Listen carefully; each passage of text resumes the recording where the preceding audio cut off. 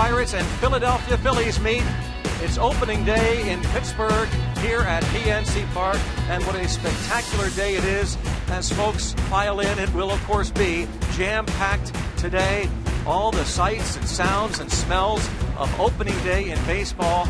There really is nothing like it as the fans anticipate the 126th opening day in the history of the Pittsburgh Pirates. Greg Brown now alongside Bob Walk, who has pitched in these games before opening day. Bob, do you ever not get excited about something like today? No, it's a little different for the players. You know, you get those butterflies going down there for them. They don't want to have a bad game on opening day. It's always in the back of your mind, okay, I want to be at my best here. We're going to start this season off right.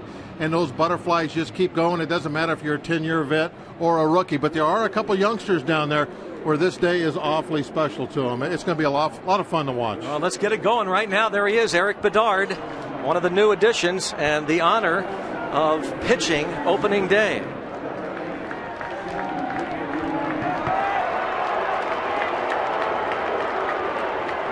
So Victorino will lead things off for the Philadelphia Phillies.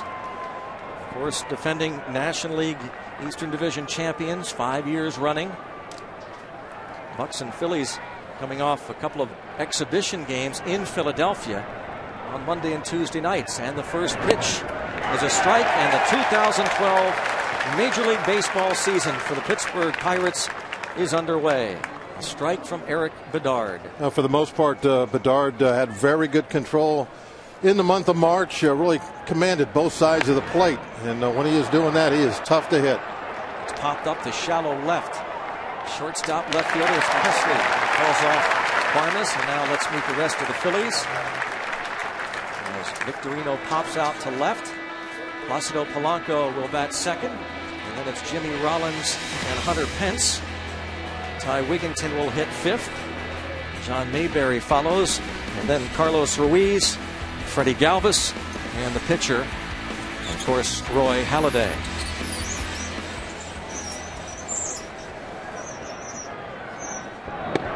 And a strike. It's all about how healthy is Bedard going to be this year. He could give us 30 starts or so. I mean, he could be right back to where he was a few years ago, or one of the top pitchers in baseball. He has that kind of ability when he's out there hitting his spots. And I think right away we saw in spring training how effective he can be to right-hand hitters. He stands them up with those fastballs on the inside corner. 1 ball, 1 strike on Polanco. And to center field, McCutchen. Oh, nice start for Bedard. 2 up and 2 down. Couple easy outs.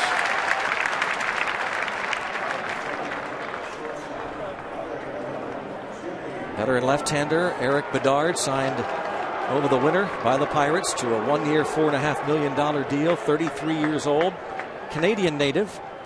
You see 24 starts last season.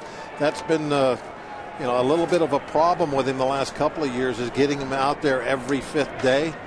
But everything seems to be fine with him this season, coming out of spring training very healthy. Rollins bunts for a base hit.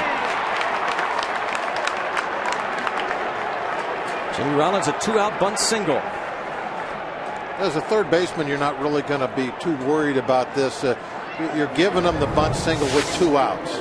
See how deep Alvarez is playing, and this is also called from the bench. They're going to concede a bunt base hit with 2 outs in order for the third baseman, Alvarez in this case, to play deep, to give himself some range to maybe cut off an extra base hit to the foul line. So that's no big deal, although Rollins is a base stealer, and he can turn a bunt single into a double. Now it's Hunter Pence.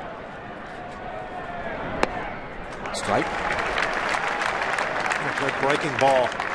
You really get a true picture of the way that curveball breaks when you're looking right dead over his head with our center field shot. How about that look this year, huh? The true center field camera. This is going to be so much fun. Inside. 1 ball, 1 strike on Pence. Yeah, you could sit at home and do a lot of umpiring yourself now with that center field shot. You're looking right down the barrel. As we said, you're getting the the true picture. The shot from true center. Another strike, 1-2. Perfectly placed right on the corner.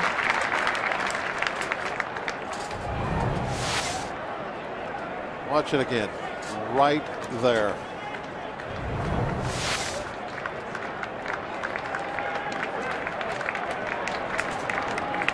1 ball, 2 strike count. Into center field. McCutchen. Erik Bedard. 1 inning for him. A 0. Bucks come to bat.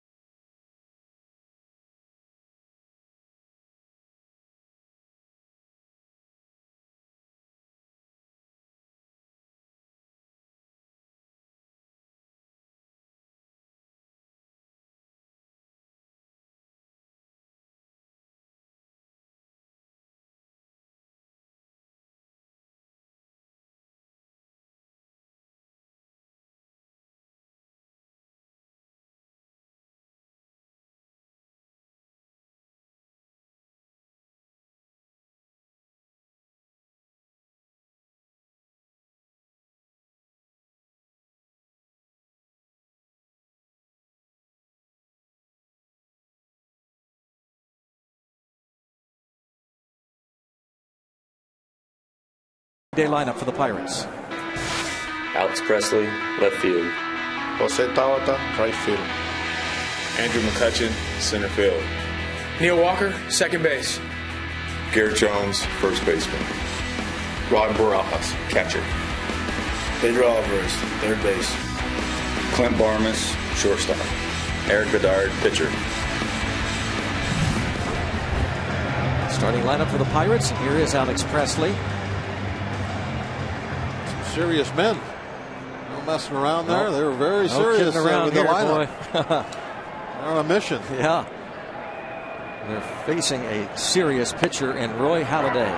Absolutely one of the best of our generation. Strike is called. You know, Greg, it's really going to be a story for us, I think, here in the month of April about the opposing starting pitching. We're going to see some of the best the National League has to offer.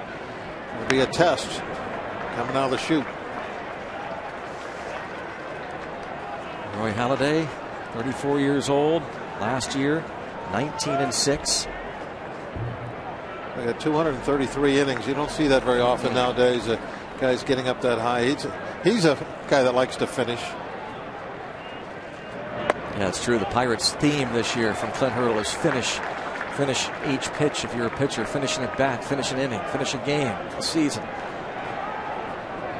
Roy Halladay has taken that to heart over the years. 2-2 on Presley. I think it really kind of wants to remind all the Pirates that, you know, don't get complacent. Don't be, happy with, a good start. Kind of like last year. To center field, and Alex Presley like last year. With 298. Didn't play a whole season in the big leagues. When he got called up, he was really a spark plug for this offense. Now they leave a breaking ball upstairs, right a little bit above the belt, and just a nice pitch for Presley, who's probably being a little defensive. He's got 2 strikes on him, so he's sitting back a little bit, and he just whacks a little line drive out into left center field. Last year, Carlos Ruiz threw out only 18% of the runners trying to steal, and there goes Presley. This is a fair ball. A swinging bunt single for Tabata. First and second, and nobody out. Sabado, how many infield hits does he get during the course of the year? I mean, it's really part of his game. He gets out of the box as fast as any right-hand hitter you ever see. There's just no chance whatsoever of getting out there. Right away, Ruiz, he was calling no play. He wanted Blanco just to run back, cover third base. First RBI opportunity comes in his first at bat of the season. McCutchen, he drove in 89 last year. What a great ovation he got when introduced during the pregame and moments ago. The new 6-year, $51.5 million extension. And the short, Rollins for one. And they turn two. 6-4-3. Big double play for the Phillies. Well, it was hit sharply enough that they had time even to get somebody as fast as McCutchen. And a quick two-hopper right to Rollins' backhand. Perfect feed to second.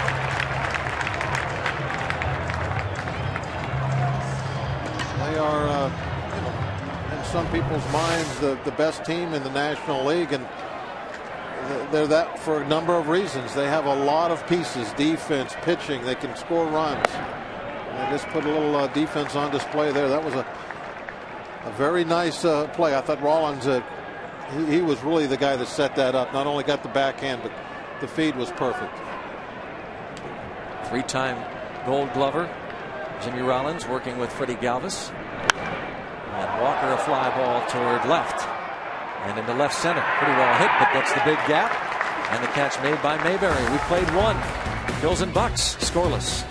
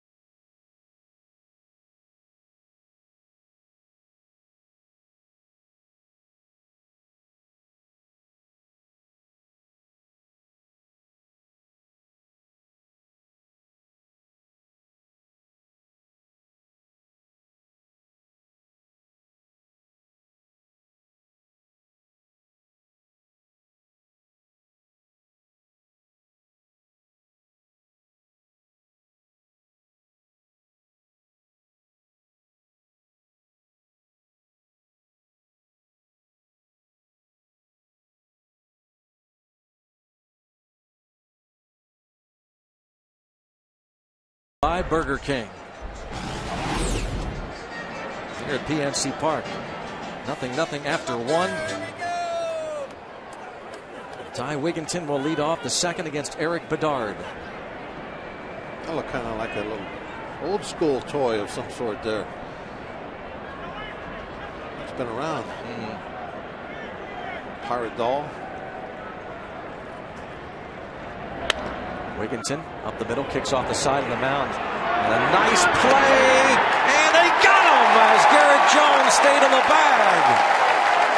Neil Walker far to his right. Well, the Pirates playing a little defense themselves. That was a very difficult play for Walker. A long ways to go for this ball.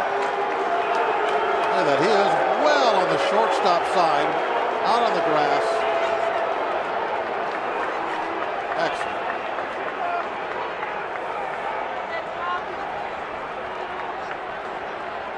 Eric Bedard likes the defense there. A wow from Bedard.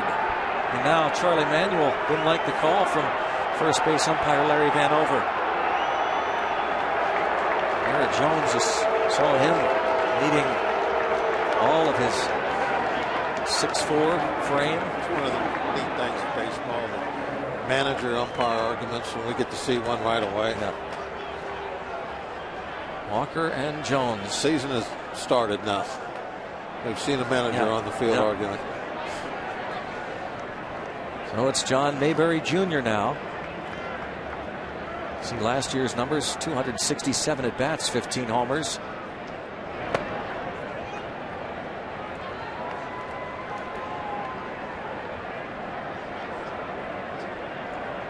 Former first-round pick of the Texas Rangers.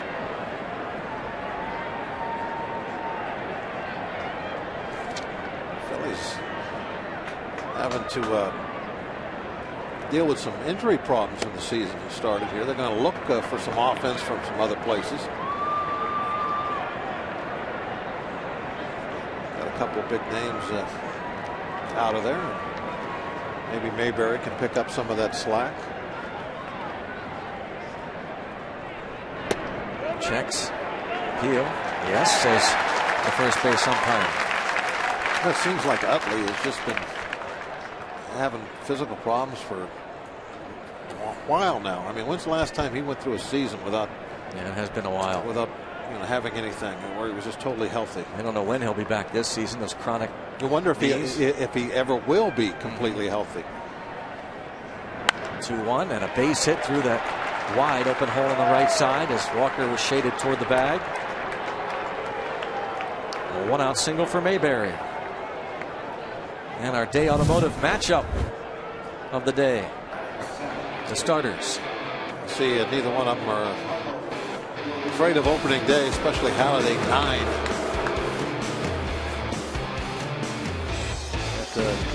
Eric got the selection. He's done it before, a little experience.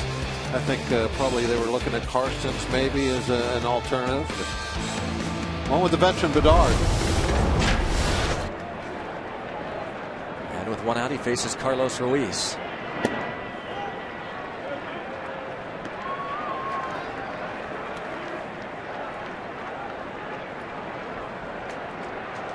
Fine season offensively. They love his defense. No slouch at the plate either.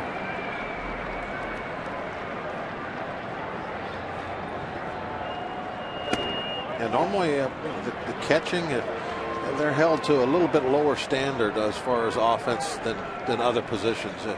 If you can do a good job catching, if you hit 250, they'll be happy as heck with that. It's just something that has always been in baseball. It's how a shot of Barajas and hopefully give us a little power from behind the plate this year. But there's some positions that they'll sacrifice some offense for the defense. Catcher definitely one of them. Off speed, Ruiz out in front with a 2-0 pitch. Used to be up the middle of the infield too, shortstop, second base. You'd say, I would like that nice defense, but I think that changed probably about 20 years ago, where especially with that shortstop position, you saw some real dominant guys come up that were big time offensive players that also were shortstops. Now 3-1 on Carlos Ruiz. Went too far away ago, Greg, that you'd have people describe somebody that's a light hitter as, that guy hits like a shortstop. Yep. They don't say that anymore. It's a little passe. 3-1 count. In on him, popped up. Shallow right. Walker won't get there. Maybe a chance at second, but no, as that ball trickles away from him. If he could have barehanded it the first time, he had a shot. As Mayberry was being very conservative. Mayberry thought he was going to catch that ball. He didn't read it too well.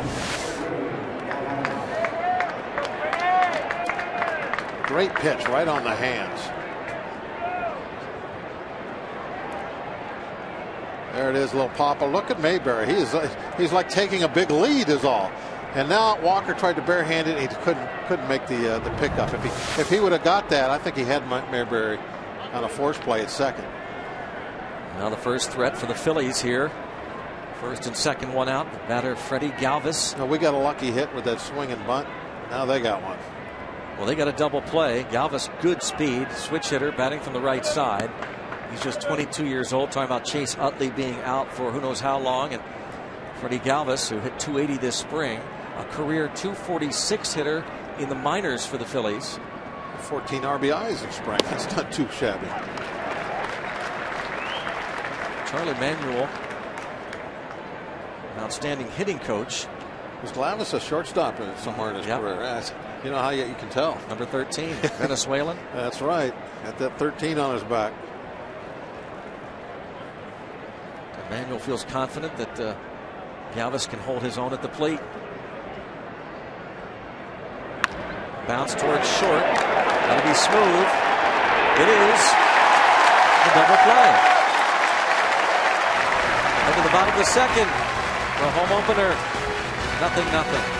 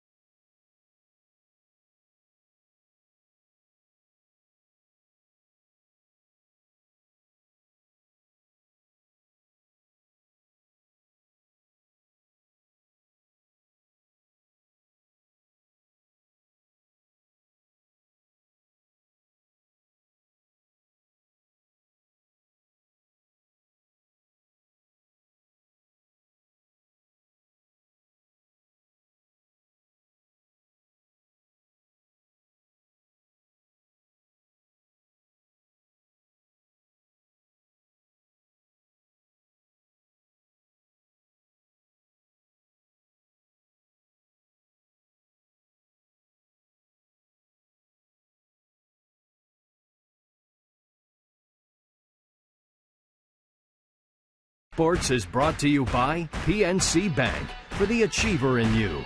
By your Toyota dealer, where quality, dependability, and good MPG all come standard. Toyota, moving forward. And by AT&T, the nation's largest 4G network. AT&T, rethink possible. Let's go Bucks. Head to the bottom of the second inning. Jam-packed PNC Park on opening day 2012. And Garrett Jones leads off against Roy Halladay. Couldn't hold up. Jones 16 homers last year, 58 RBIs, figures to platoon at first base with Casey McGee.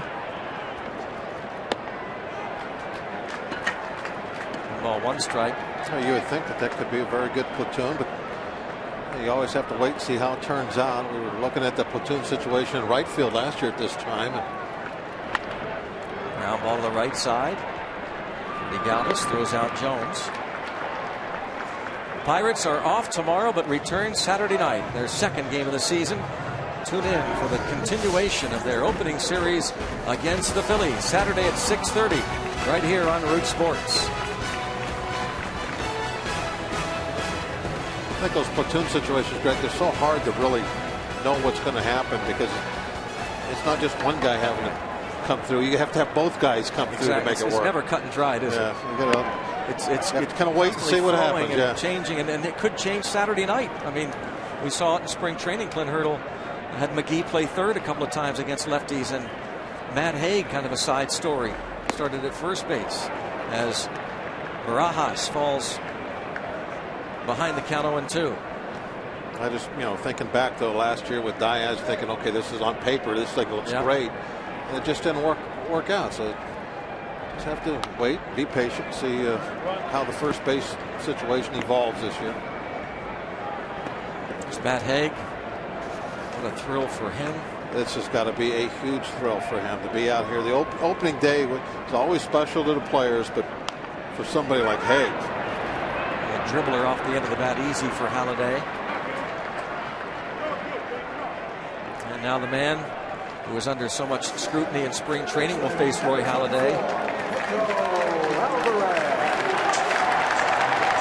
warm hand from Pedro.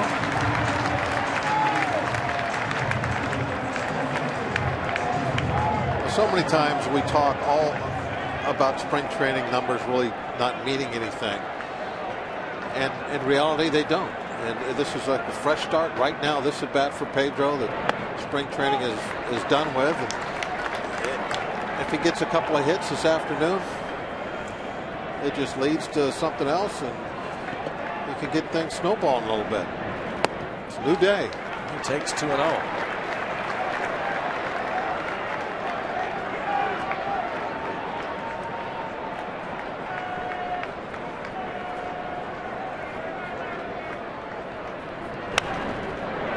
Something out of play, 2-1. They got a good pitch that time to hit 2-0. That's when you kind of really can cheat a little bit, hunt fastball. Here it comes. You can see Range Resources had that right on the inside part, about belt high. Oh, I don't know about that one. Called strike. Brian Gorman. Watch the Range Resources strike zone. You're right, Bob. Outfield, outside. The camera shot we have right over the top is really going to erases all doubt, doesn't it? It's a true picture of the strike zone, every sense of the word. Right down the center. 3-2 now on Alvarez with 2 outs and no one on. A scoreless game against Roy Halladay. Stays 3-2.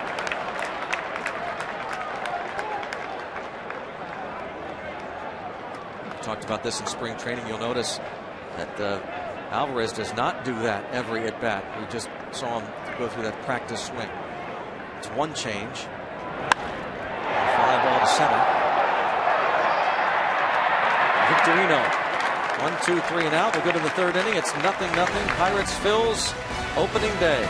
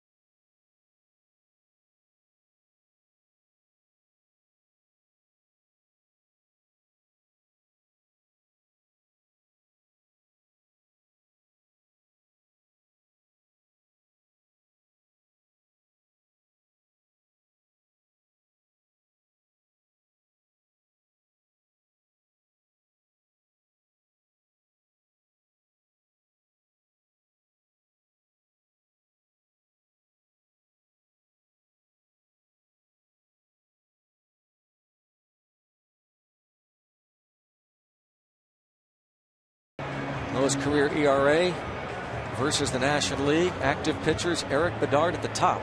I gotta like that, huh? Look at those names. That's the thing. Bedard, Baltimore, even in Seattle, kind of under the radar. A lot of it had to do with not staying healthy, of course, but it was a big deal when the Red Sox made the deal last summer for him at the deadline. Strike on his mound opponent, Roy Halladay.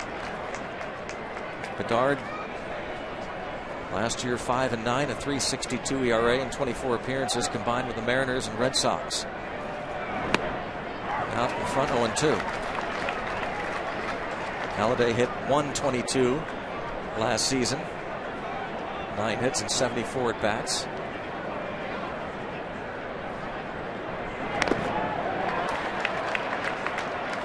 Count remains 0-2. You like his demeanor out on the mound also, don't you? Calm, under control. Bedard is understated, I think, in every sense of the word. You know, in interviews, he just doesn't say it. He says what's on his mind. It may not get you 3 minutes of a soundbite, but that's pretty much it. Strikes out Halladay. The Pens and Rangers are gearing up for the playoffs, and tonight they'll face off against each other one last time in the regular season. It's a great day for hockey tonight at 6 right here on Root Sports. Full day of activity here. Root Sports doubleheader. Yeah. How about Saturday night? Is it the Penguins are playing the Flyers, the Pirates playing the Phillies? What a weekend. Strike on Victorino, who flied to left his first time. Switch hitter, of course, bats from the right side. Bedard has had no problem at all getting that breaking ball in there for a strike early in the count, getting ahead with it.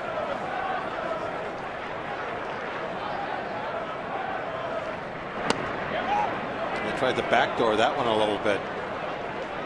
Barajas, you see, move right out on the outside corner. He did not want to strike. Just wanted to try and just shave off the corner. You can do that with somebody that really has control of his position, his pitches or command, whatever word you like to use.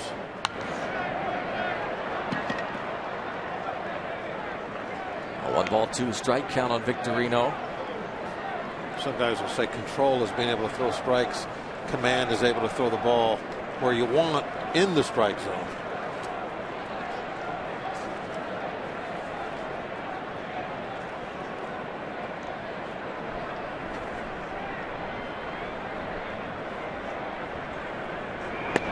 Struck him out looking. And that's the pitch that he gets so many strikeouts on. Right-hand hitter, fastball, inside corner. Now, why is that, Bob? Everything's away, and then boom, it surprises him. He puts it right there in the corner of the strike zone. They can't pull the trigger soon enough to get the head of the bat to that pitch. There's no way. They're looking for that breaking ball, the backdoor, breaking ball, the fastball away, the changeup especially away. You see a couple of those, you can't cover both those pitches. If you want to cover the outside slow stuff, you can't hit the fastball inside. Oh, that was pretty. Sheesh. And now, is he setting him up for just what you talked about? Well, he certainly could be. I mean, he's got Why not? He's got options everywhere. He can stay out there, or he can go on that inside route. See, he got a little bit of a call there. I'm betting he goes inside. Comes with a breaking ball. See, that's the first one really he's missed with him, and he wanted to. He was looking for a chase there.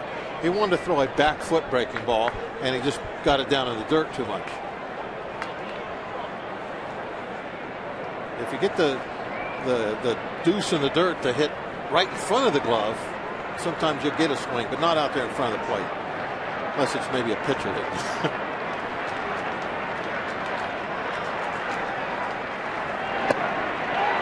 Oh my. Just a little bit out of the zone. Smidgen. Our first smidgen of the year. Umpiring crew, Brian Gorman behind the plate, Larry Vanover, Tony Randazzo, and Todd Titchener. How about a fastball inside corner now, Greg? There it is. Oh, missed with it, but that was it. That time he had him set up. If that's on the plate, he takes it for strike 3. Watch the Range Resources strike zone. Just a little inside. If it's on the plate, it was over. He wasn't going to be able to pull trigger.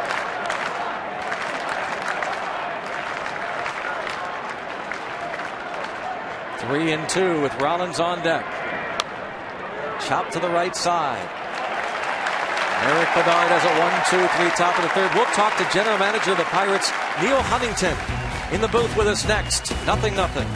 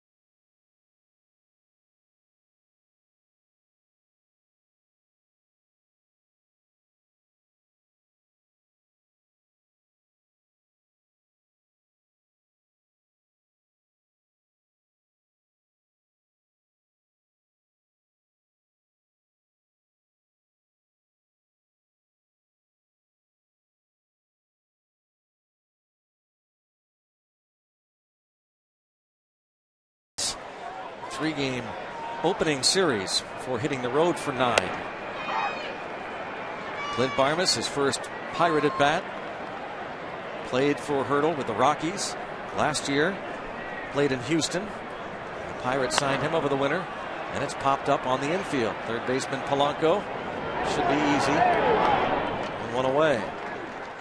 Pirates Charities invites runners and Pirates fans of all ages to the Pittsburgh Pirates 5K home run. Comes up Saturday, April 21st.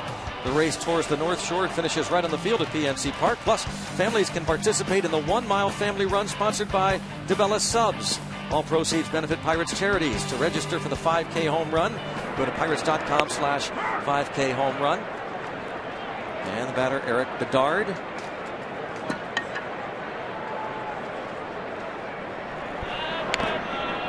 Ball's fouled off. Bedard, in terms of his hitting, a .250 career average, 5 for 20.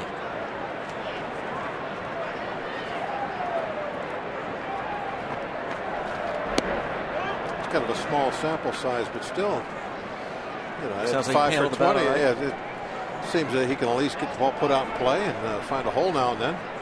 Obviously, he'll get more at bats than ever now. He's in the American League. He fouled off.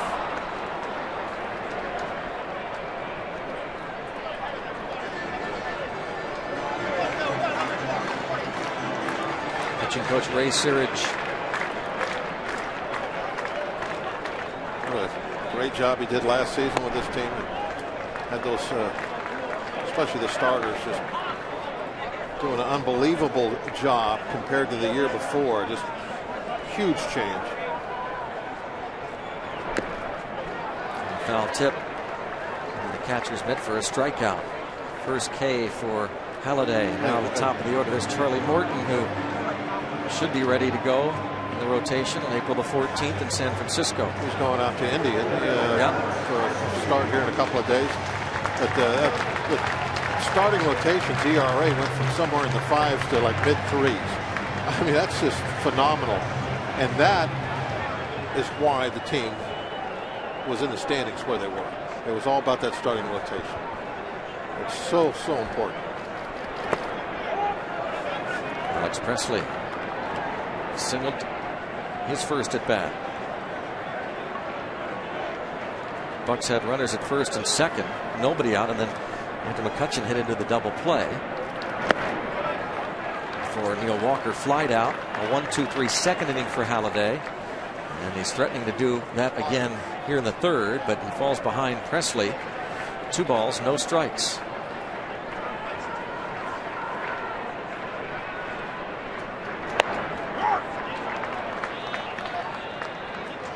Probably be seeing a lot of these type of games this first month of the season. Low scoring. Pitching is going to be very tough, and hopefully we'll pitch right with them. Galvis on to first. 1, 2, 3 go the Bucks. Through 3 innings. Phillies and Pirates, 0-0.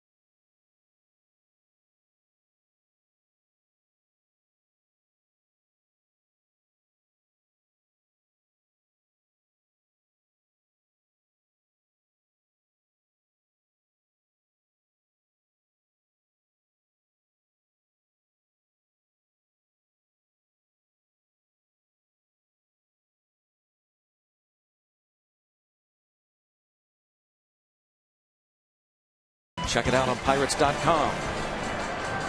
Just a 3-game series to open the home schedule. We said the Pirates will then be on the road for a while. Beautiful day, great sights of this fabulous ballpark. Jimmy Rollins, the bunt single in the first inning after 2 were out. Takes ball 1 from Bedard.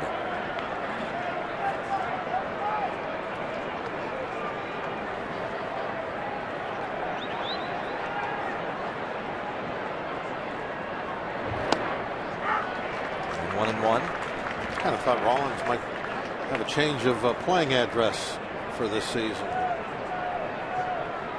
Stayed on, signed a 4-year deal. Yep. $38 million. He'll be right back in that Philly uniform for a few years now. Charlie Manuel said he loved the way Rollins has gone about his business in spring training and the enthusiasm that he's brought to the ballpark every day. Hopped up. Walker and Barmes. It's Walker.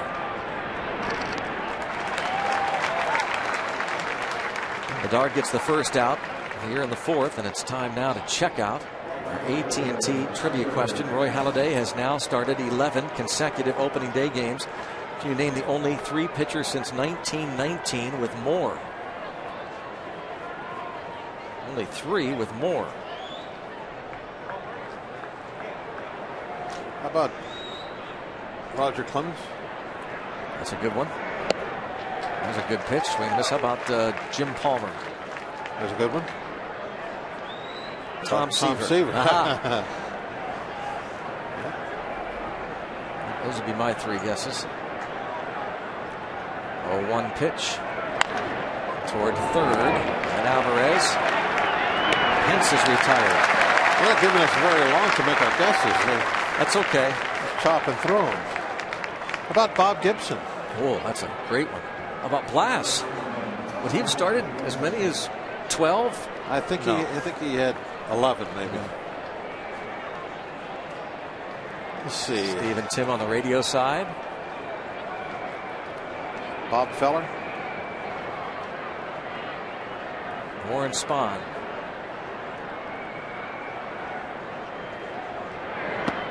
Strike on Ty Wigginton. He was retired on a nice play. Steve Carlton. I bet you, yeah, you're in mid-season form, thinking along with those gypsies in the truck. Yeah, going with the Phillies were in town. That's a good call.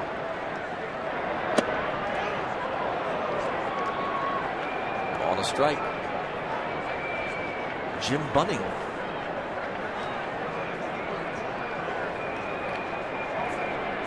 Ball to strike on Wigginton. 2 outs, nobody on in the fourth. That's hit in the air right, going to slice into the seats. Jones gives chase.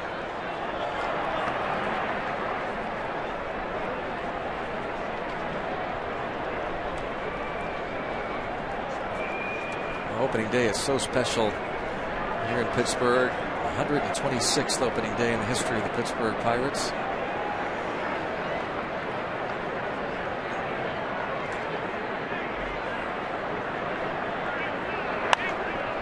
Popped them up. Jones over. Got to play again. It's a fastball inside. And just can't get to it. But you can't take it, especially with 2 strikes. You'll just be walking back to the dugout. There it is. Sets up right there. Can't quite get the head of the bat out in time to get it put in play. Eric Bedard making his Pirates debut this afternoon. Former 6th round pick of the Baltimore Orioles in 1999. You see a lot of lefties with Eric's stuff. He's not really an exceptional hard thrower or anything like that, but his ability to nail that inside corner to right-hand hitters makes all the difference in the world, and what separates him from your average left-handed pitcher. Hit to left. Presley a long run. He's going to get there. It's a 1-2-3 4th inning. 0-0 after 3.5. Tailgaters are out here on the North Shore, enjoying the Bucks.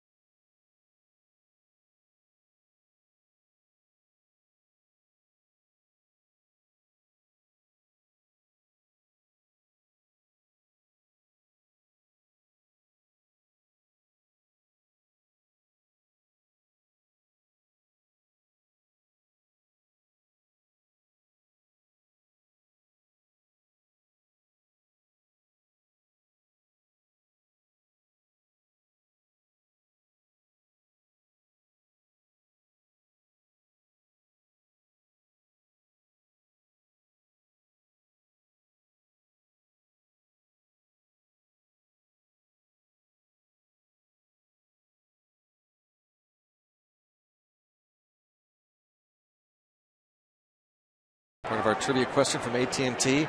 11 consecutive opening day games. The only 3 pitchers since 1919 with more. Bob and I threw out a handful of possibilities. We'll get the answer here. And after this pitch, 0-1 count as Talbot had the swinging bunt single his first time. He's now in the hole 0-2. Was Carlton one of them?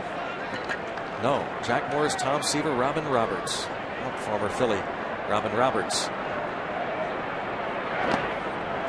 And so we're joined in the booth by the Pirates general manager, Neil Huntington.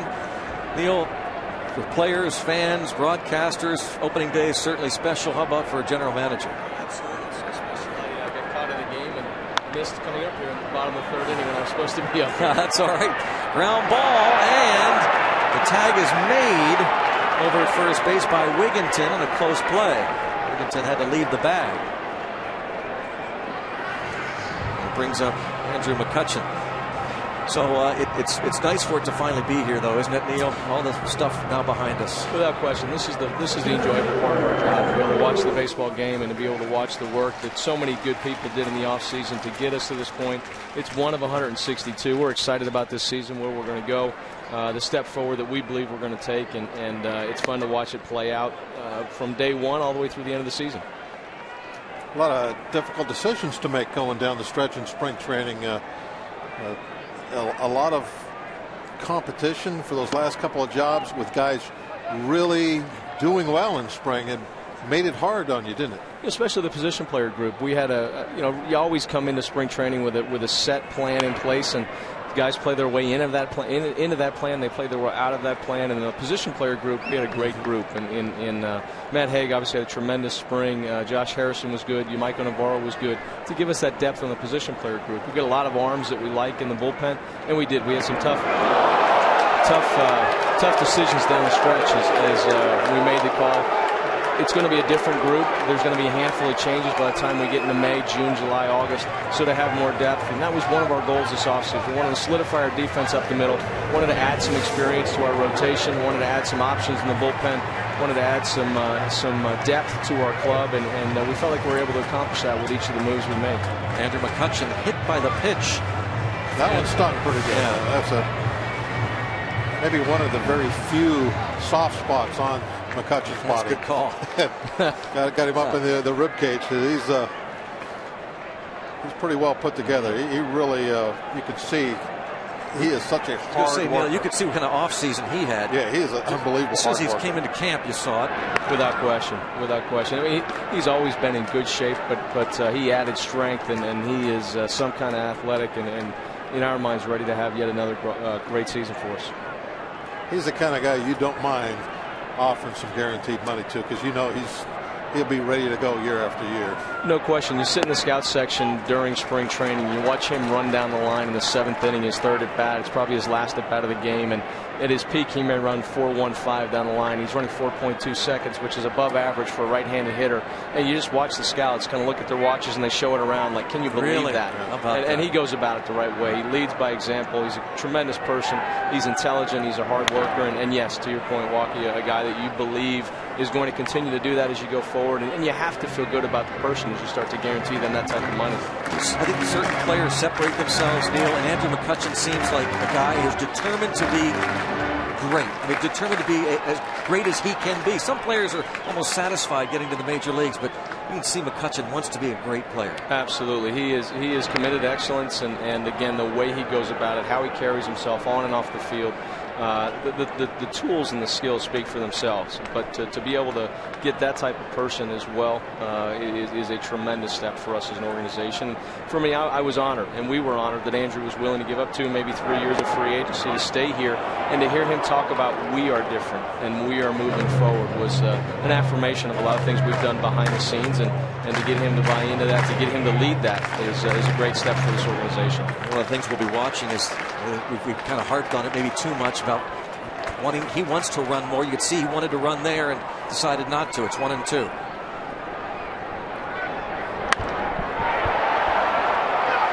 Shot to left. Mayberry got back there, those long strides, reached up to make the catch. That's a PNC fly out there. Yeah, that is big left field. That is, and Neil can drive the ball to all fields. We're looking for Neil to have a big year. You get Presley, Tabata, McCutchen. He's going to come to the plate with a lot of traffic on. And Andrew's trying to be a team guy. He doesn't want to get thrown out in front of your four-hole hitter. We don't have Albert Pujols. Andrew needs to get in a scoring position, and Neil's going to dump some balls in there. He's going to drive some balls to the gap. He's going to drive some balls out. But if Andrew can get in the scoring position, that's going to be a better spot for us. Broken bat, bouncing to the right side. I guess you could call it a testing here in this first month a lot of quality starting pitching on the road in front of us coming out of the chute. There's going to be a lot of games like this afternoon where you're going to have to really pitch well, play a good baseball game. But at least that's what I see. You see the same thing? Absolutely. We're going to have to execute. We're going to have to move runners. We're going to have to score runners when we get the opportunity. We're going to have to handle the baseball defensively. We're going to have to be smart on the bases. If they give us 90 feet, we're going to have to take it. And there's no doubt we're going to have to pitch well. And we've got a tough stretch to open the season. You've got to play them at some point. And if we can fight through this and keep our head above water, it's going to make the rest of the season that much smoother for us. It really sets you up for a good beginning. Absolutely. And if we get off to a tough stretch, well, we know we've gone through the toughest stretch of our season. We battle and dig ourselves out. Neil, thanks so much. Have a great year. Thanks, Brownie. Thanks, Tim. Thanks, Bob. Neil Huntington joining us. Roy Halladay, Eric Bedard matched in a scoreless tie.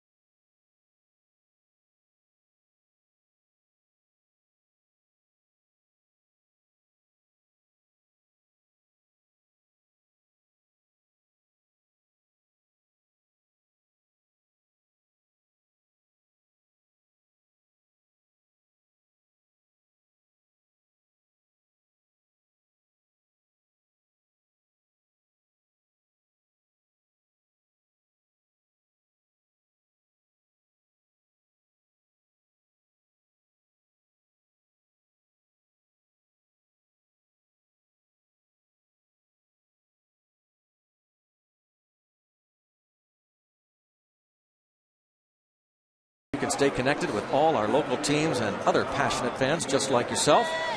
So what are you waiting for? Show us how you root on Facebook, and let's go Bucks.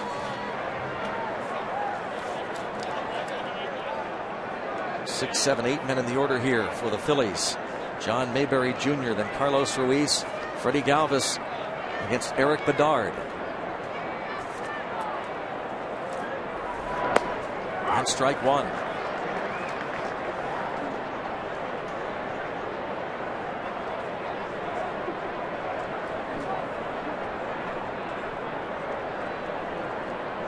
That hole to the right side, not quite as big as it was last time Mayberry was up.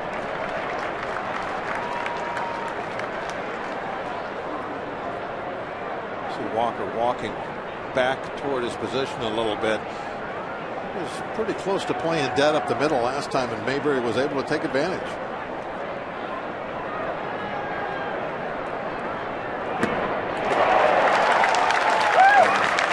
What do you think, Bob? I'm loving what I'm saying. The work he can do with a, kind of an average velocity fastball is really awesome. He just sets it up so well and has such good control with it.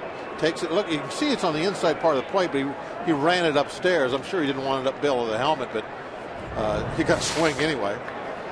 But he just loves to come inside for a strike. Not come in off the plate, but come inside for a strike. If you come in and it's always a ball, so what? What are you doing? I've never really understood that mentality. Oh, you got to come inside. Show them something inside. Big deal. But if you come inside for a strike, that forces them to react. Now they can't just take that pitch all the time. Now they have to do something, make an adjustment to try and hit it with the head of the bat to get it put in play hard. And if they make that adjustment, now they can't hit the slow stuff away. They have to make a choice that way. And that's what Bedard forces on the right-hand hitter. Make a choice. You want to hit the inside fastball, or you want to hit the slow stuff away. You can't hit both of them. 1-2 on Ruiz. Bedard, they said when they got him, as a swing and miss type pitcher, and that the Pirates haven't had enough of those in the rotation over the years. Now there'll be days, where Bedard is not throwing the ball with the control that he is showing so far today. It's headed up the middle, and off the glove of the shortstop Barmes, and there's Walker, but Maurice will reach on the base hit.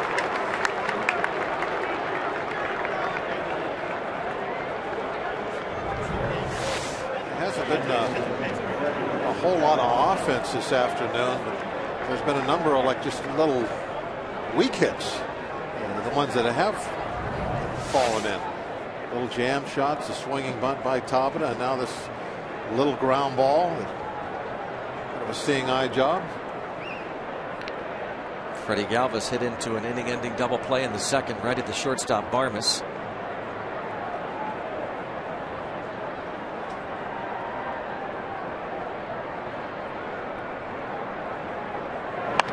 Bounce to third. Alvarez, one to first, another inning-ending double play. We saw the snow cone from Alvarez. Kept it in the glove.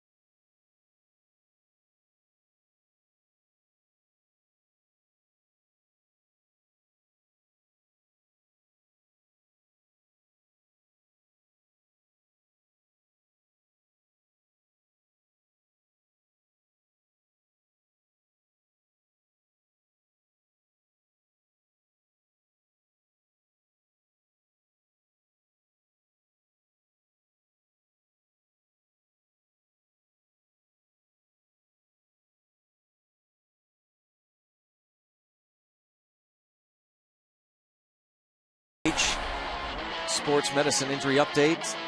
Erik Bedard, before spring training games began, bunning drill, had the right orbital bone surgery, and has been placed on the 15-day disabled list. I think it's a very, very interesting, quiet story. His last time out, he threw 50 pitches. He's getting very close to returning.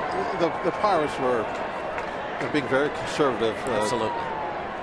With their estimates as far as when he was going to come back, and you don't ever want to have to say, well, he's taking longer. It's much better for the fans, for the player, for everybody to say he's ahead of schedule. Yeah. And that's what's happening right now, as he's coming along great.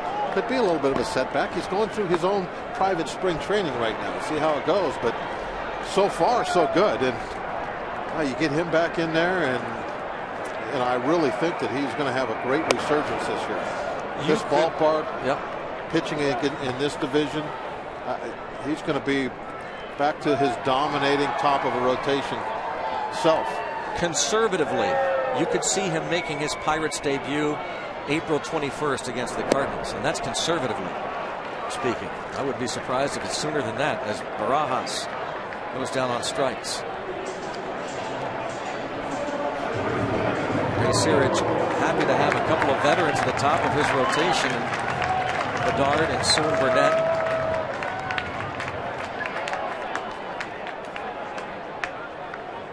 This has to be the deepest starting rotation has been in a long time. I would think so, because we talk about Morton, joining the club perhaps as early as the 14th against the Giants to become the 5th starter. Right around that time is when Burnett's going to be chomping at the bit to get in there. As Alvarez, it's a fly ball toward the line and left, and that'll be a foul ball. And you've got Brad Lincoln will be stretched out certainly down in AAA. There's Charlie Morton. Yeah, I was kind of surprised that Lincoln was pitching out of our bullpen as late as he was in spring training, thinking he needed to be stretched out. But then again, you probably don't need a Brad Lincoln to be stretched out until maybe May. Let's cross our fingers, because you have actually extra starting pitchers at the big league level that you're not even using right now. So it's a scenario that the Pirates haven't had in a long while.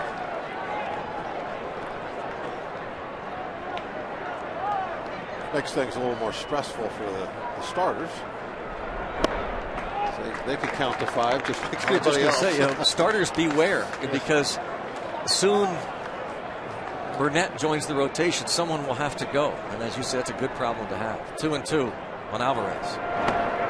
Halladay gets him. He'll complete the strikeout.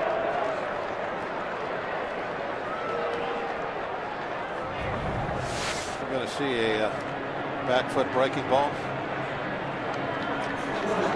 That's the one that you'll get on the chase.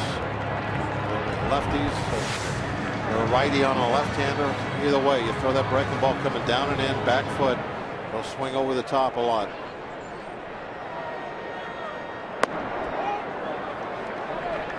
Halladay was up in the strike zone at first inning with a lot of his pitches. Not so much now. We'll get him put the ball down. Vargas a drive to left field, sending Mayberry back, and Mayberry hangs on. Another PNC flyout. That's a home run in a number of places. Clint Vargas thought he might have had his first. Would have given the Bucks a 1-0 lead.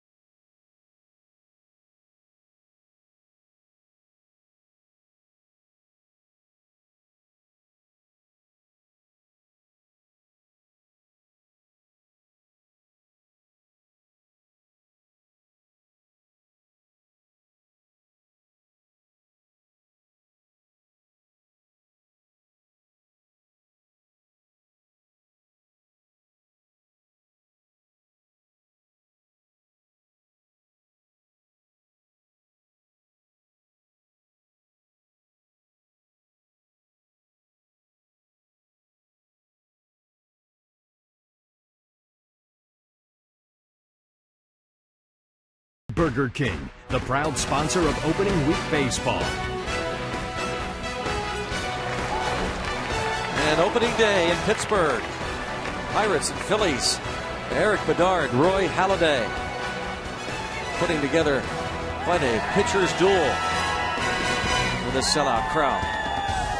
Halladay leads off. Yeah, another little sidelight to that double play that Pirates are able to get.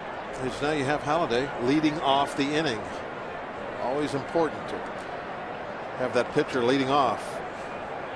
Hopefully you can start the inning with an easy out.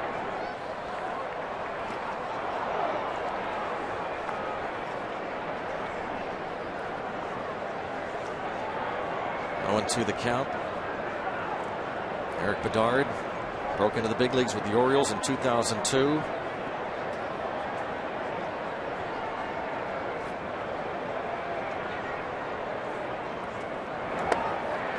Down on strikes. Let's check in with Dan Potash, get a preview about what's happening tonight. Dan? Well, Greg, things are relatively quiet here at Consol Energy Center, but that will not be the case tonight when the Penguins meet the Rangers. Of course, the Rangers have already locked up the top seed in the East, but are still playing for the President's Trophy. However, the Penguins, well, they certainly have something to play for. With a victory tonight or a loss by the Flyers against the Sabres, they lock up the 4th seed in the East. Just one of many storylines that we'll set up for you tonight at 6 o'clock on Penguins pregame, and we'll drop the puck at 7 o'clock. That's enough hockey, though. Let's go back to the ballpark and more with opening day. Guys? All right, Dan, thanks so much. Look forward to that tonight. And ball 1 on Shane Victorino. Victorino has flied out and struck out looking.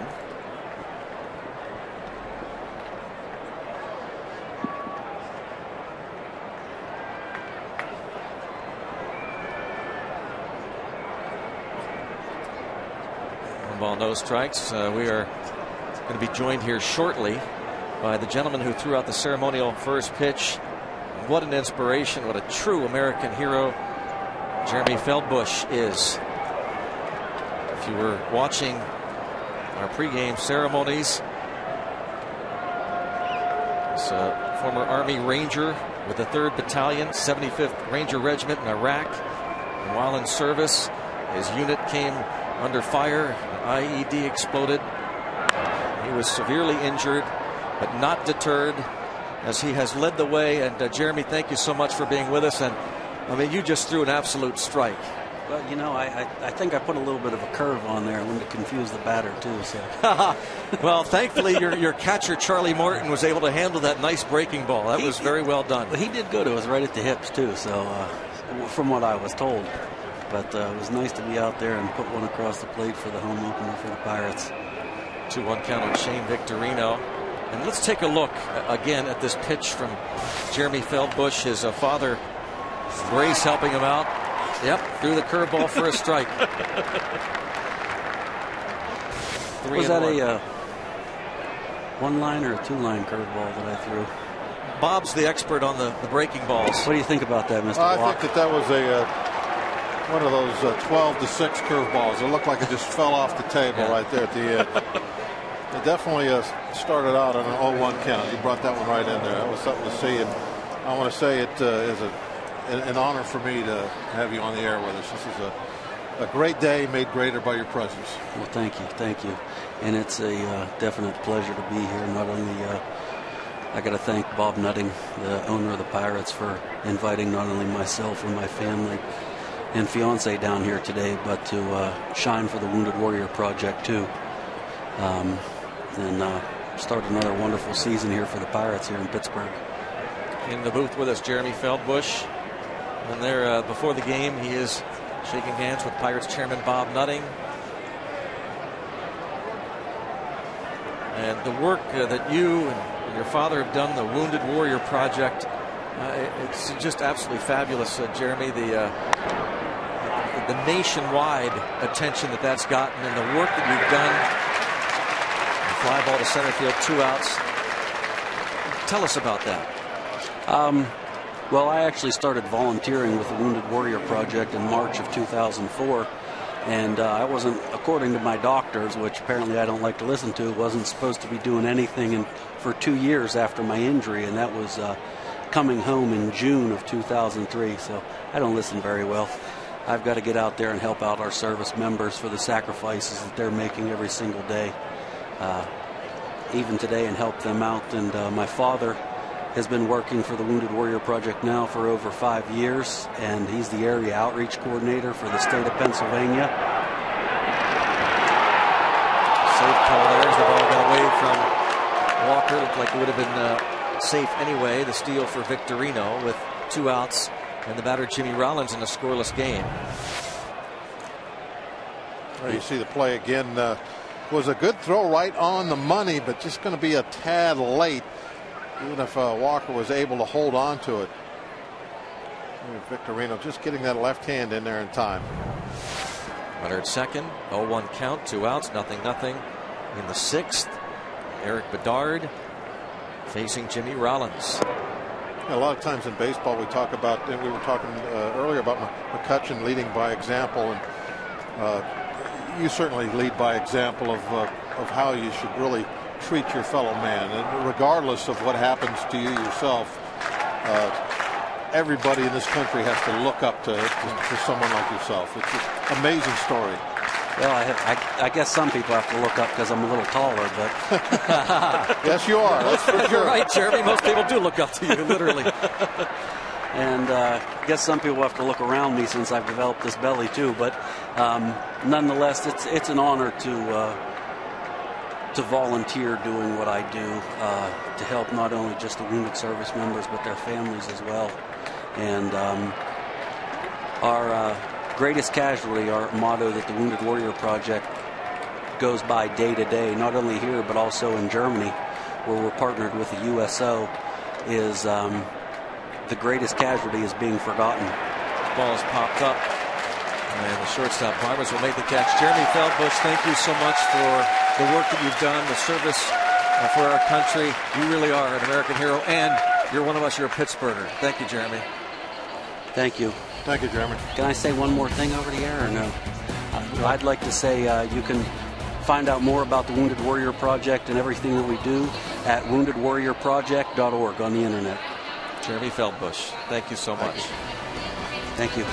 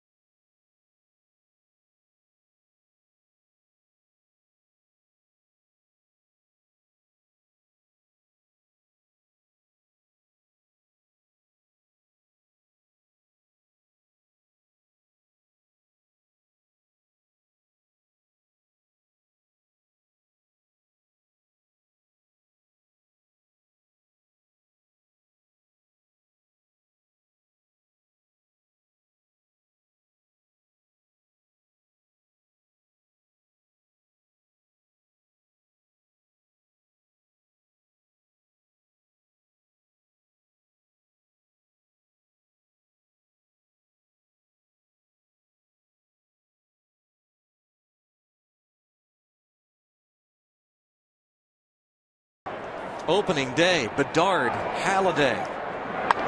Pitcher's duel. Bedard lines one toward left center field, and catch is made out there by Victorino. Check out the Coors Light freeze cam. Neil Walker, fine defensive play. Going far to his right. Robbing Ty Wigginton of a hit. Yeah, really did a great job. And Greg, with this type of a ball game,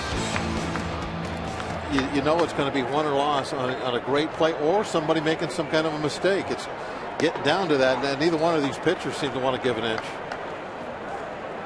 I know that I saw a quote by Barmes talking about all the tough pitching they're going to be seeing early on. He said he loves those type of games. Just you really have to grind it out and play good baseball to come away a winner, and that's what's going to happen here this afternoon. Presley grounds out to first. Who's going to blink first? It's Clint Barmes. Hit a drive to deep left field. Great offseason at Dempsey, bringing Barmes in to play shortstop. Pirate fans are going to love watching him play every day. Good man, good person. Yep. He definitely is going to be very consistent, especially with that routine play. He's not going to have any lack of concentration, anything like that. He's very professional and got a little pop in the bat. I mean, he'll hit some home runs this year. He's not going to go up there in the 20s or something, but he should be double figures when it's all said and done. 0-2 on top of that. And bounce to the right side. Galvis on the first. Zeros across through 6 at PNC Park.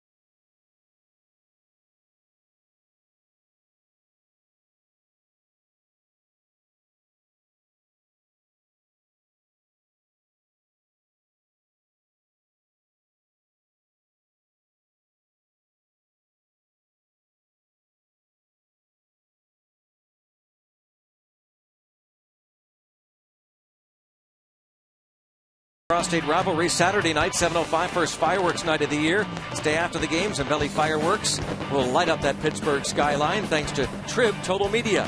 For your tickets, go to Pirates.com. Fireworks night Saturday.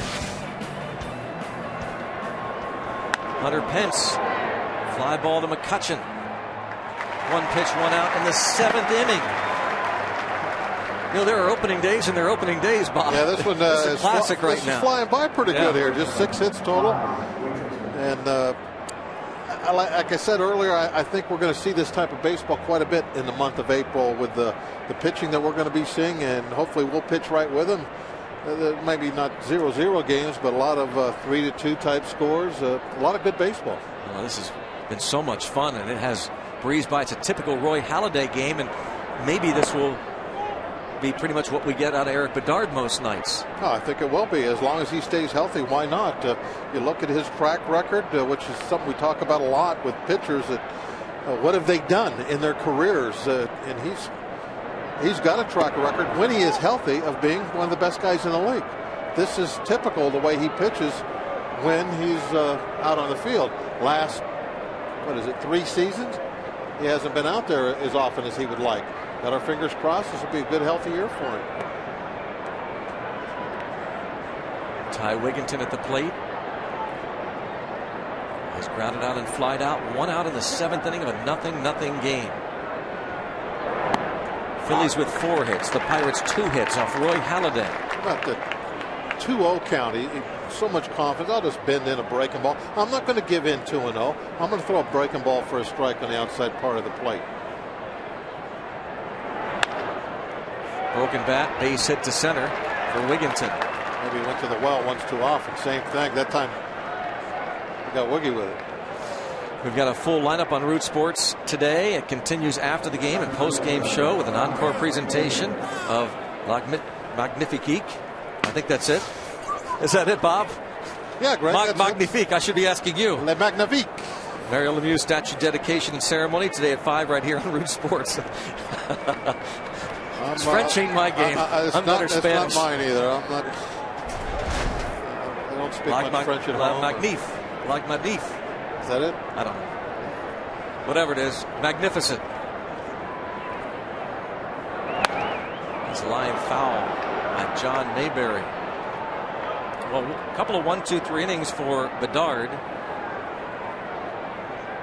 He gave up a 2-out bunt single to Rollins in the first, a 1-out Back-to-back single program for John Mayberry and Carlos Ruiz before Galvis hit into the double play. Galvis hit into another inning-ending DP in the 5th. And now a one-out single for Wigginton.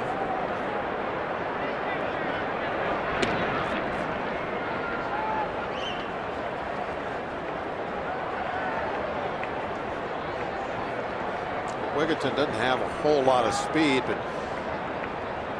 he is fast enough that, you know, if you're not looking at him, he'll take off early and try and steal a base like that. So Bedard, just a little throw over there just to let him know he's not being ignored. He stole 8 of 9 last year. That could be trouble. And Tabata will have to hurry. Wigginton does not run all that well, but the ball is held up in the corner, and Juan Samuel holds Wigginton at third. Double for Mayberry into the right field corner. Even though there was just one out, I think if they had a faster runner, they might have rolled the dice on this ball. But in this case, with one out, they're playing conservative. They held Wigginton up. They don't want to go ahead and send him in.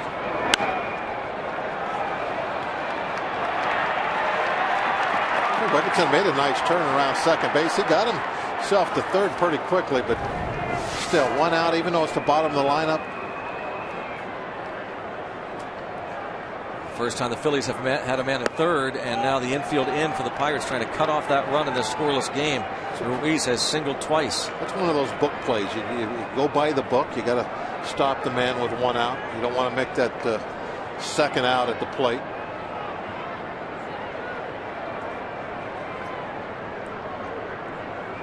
Ruiz drove in 40 runs last year.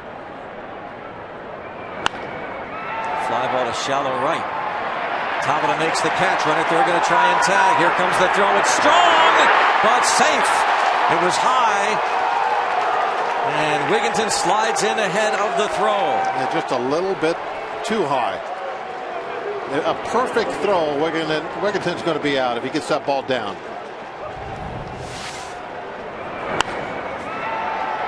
But the ball comes in. In fact, Barajas even has to jump in the air a little bit for this.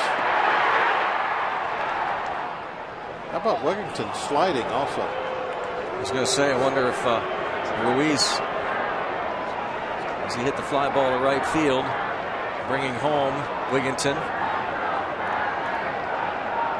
Close play, but Wigginton has had some major collisions. Yeah, he has a reputation for going in hard at home plate. No need to there, obviously. Best way to get in there was to do exactly what he did. Go feet first, right for the plate, straight in. Bob, they score one. You've always said Pirates would have had to score at least one also. Exactly. But usually I say that in the first inning. Yeah. When you get later in the game, then it kind of changes a little bit. Don't forget their closer this year is Jonathan Papelbon. It's always my way of putting a nice silver lining on an early run. Basically, as a starting pitcher, it was what I would say to myself as I was walking off the field the first. When you give one up, you think, oh, we'd have had to score one anyway. Ty Wigginton getting the start at first base. Ryan Howard will be out for a while. Yeah, Howard and Utley, they're going to have to look for some offense from some other people. Both those big bats on the shelf. Manufacture a bit of a run here. The double by Mayberry moving Wigginton to third. 0-2 count on Galvis. And he bounces it to the shortstop. The Phillies score the first run of the ball game. It comes in the 7th inning. We'll keep it right here. The sellout crowd will stand and enjoy Take Me Out to the ball game. For the 7th inning stretch, we invite you now to stand, follow the bouncing Eaton Park Smiley Cookie, and join everyone watching at home on Root Sports as we sing Take Me Out to the Ball Game.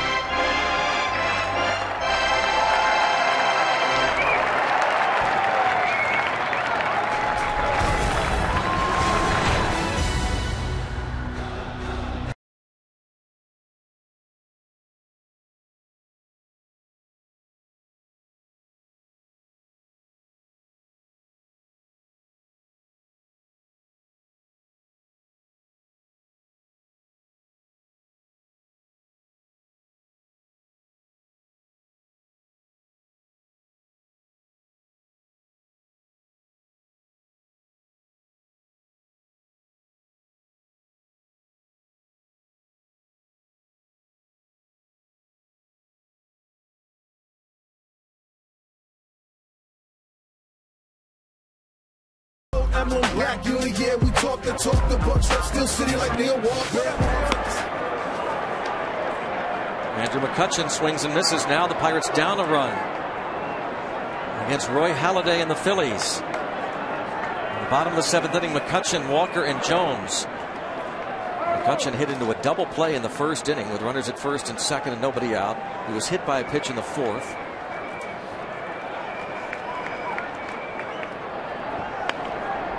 Grounded foul.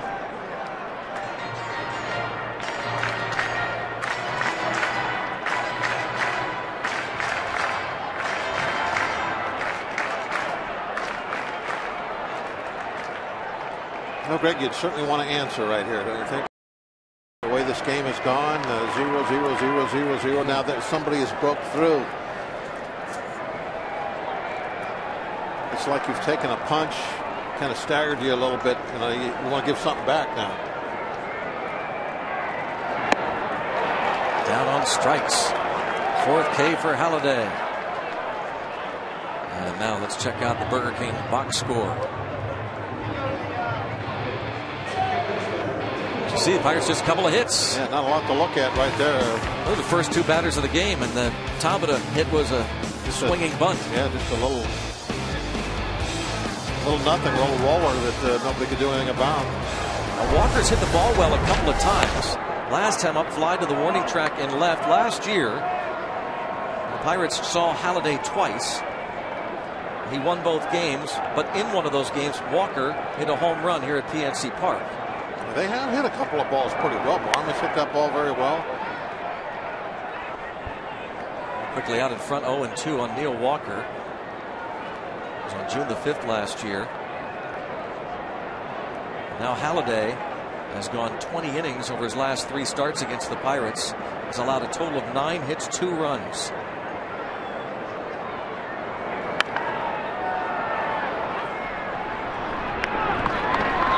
And an easy out. Halladay so good.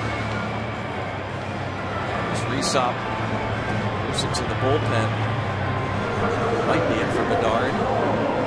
Garrett Jones has grounded out twice. He comes to the plate against Halladay. Halladay, 2-time Cy Young Award winner 2 years ago. His first season in Philadelphia went 21-10. Last year 19-6.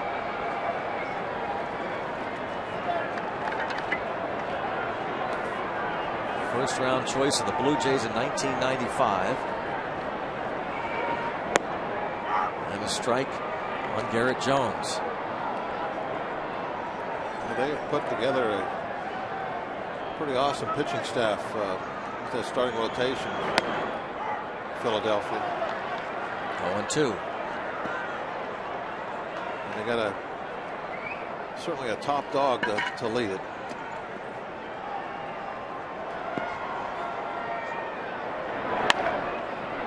Right to the second baseman. Galvis on to first. Halladay is rolling. The Phillies have a 1-0 lead through 7. Opening day.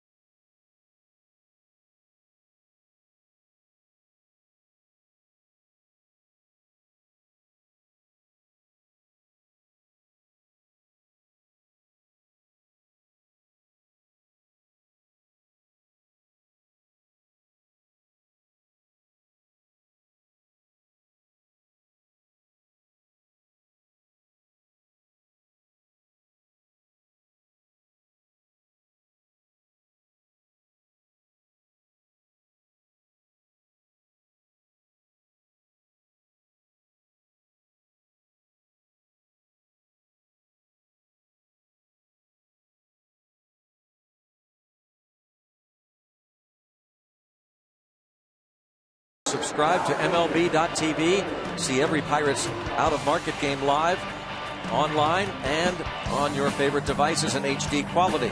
Visit Pirates.com to order and get more details. MLB.tv. Baseball everywhere. Well, a fine start for Erik Bedard to his Pirates career. He goes 7 innings, allows 1 run on 6 hits, and he gives way to Chris Rhysop. Rhysop, what he did for us last year. ERA a little elevated because he had a little run of games there where he got knocked around a little bit. But that ERA doesn't reflect the way he really pitched the majority of the season last year. His job to keep it a 1-run deficit as he faces Roy Halladay to lead things off. Yeah, Greg, over the years we've had some great food up here in a booth at PNC, but I don't know if I've ever tasted any baked goods greater than the cupcakes we just had. Oh man, I'll tell you, how about Sophie, you said made them? Yeah. Jason Steele's wife? Yes. Wow. Outstanding. Man, thank you for that. Delicious. We are very lucky to have some of the food we have up here. And some new food items available to fans at PNC Park this year.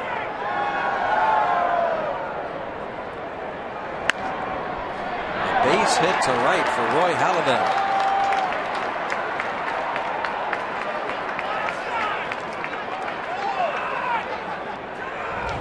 Well, you know, you like to have the pitcher lead off so you get that easy out. This is the bad part of that. If he does get a base hit, now it's like you're starting the inning with a runner on in the top of the lineup. So there is a downside to that pitcher if he gets a hit.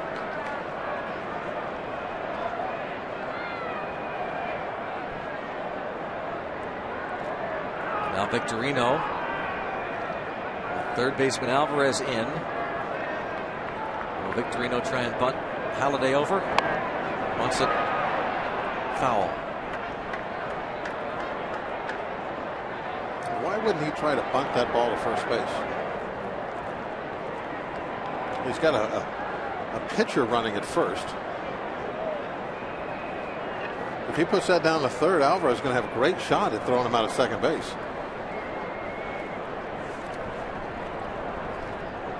If you got a real fast guy at first base, you know, it's not as critical. But with somebody that's not really much of a base runner, which I don't think Halladay probably is, the bunt certainly has to be a good one to the correct direction. Not showing bunt this time. I don't think Charlie is a big believer in the bunt, is he? No. He's a hitter's manager.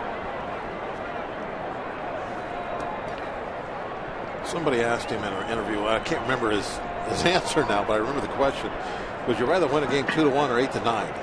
And I think Charlie liked the 8-9. I'm sure.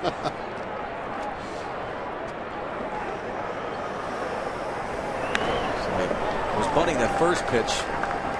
Not now. And it's 1-2. And Shane Victorino on Samuel, Phillies third base coach. The Halladay single, the 7th hit of the day for the Phillies.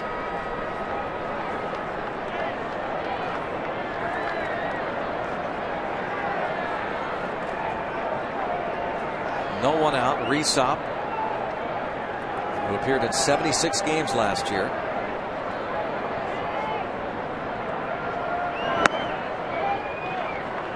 And now 2-2. Rhysop from Naples, Florida. Joined the Pirates 2010 after he was waived by the Atlanta Braves.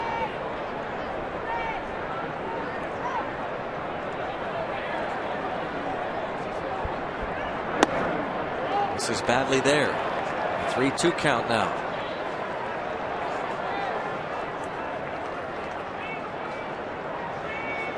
Hurdle looks over that lineup card. If he's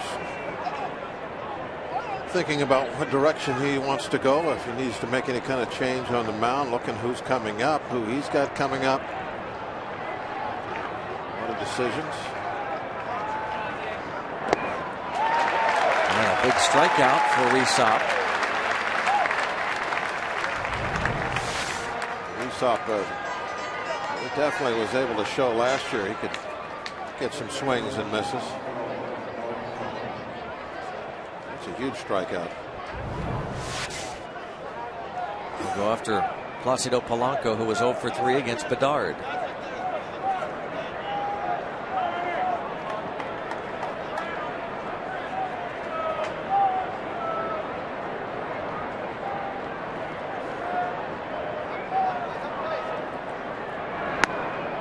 Ball 1.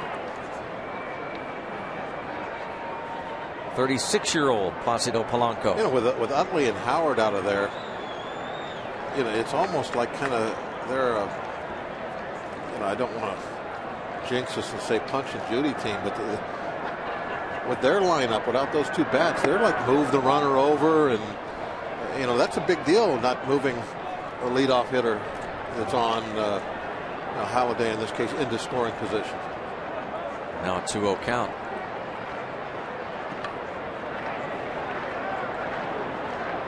And more of a, I guess to coin a phrase, a small ball. I mean, that's what people like to say nowadays. They're kind of a small ball team.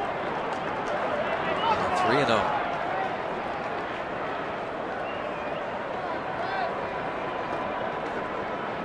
Hesitate to say that, though. Simply, you know, you have to knock on wood when you say things like that or have thoughts. Trying to find some wood right now. 4-pitch walk following the strikeout. Puts 2 on for Rollins. Pirates get the bullpen working again. And that's going to bring Ray out of the dugout also. He's going to buy a little time. Ray Searage making his way to the hill. That is Jared Hughes. Rory Halladay started this inning off with a base hit.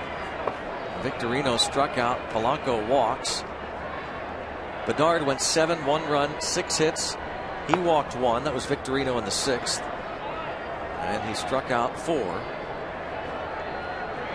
Halladay, meanwhile, has been brilliant once again, having allowed 2 hits. First 2 men he faced, Alex Presley and Jose Tabata, to start the game. Since then, he's retired 20 of 21. Jared Hughes. Rollins, a bunt single in the first off Bedard. Popped up twice since.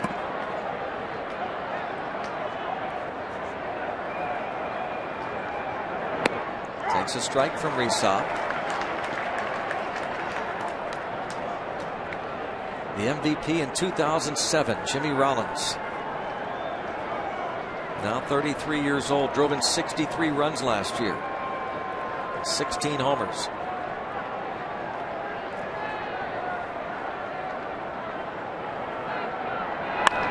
Line drive caught by Walker. A quick look to second. Oh, great job by Halladay. I'm going to reassess his base running abilities. 90% of your pitchers are double off on this line drive. There he goes. He freezes, sees it's caught, dives back to the bag.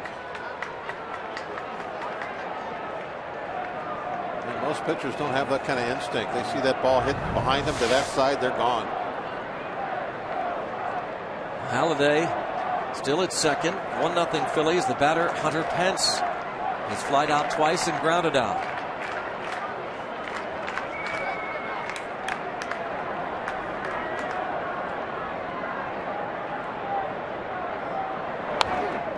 It's the vicious cut. A typical Pence swing.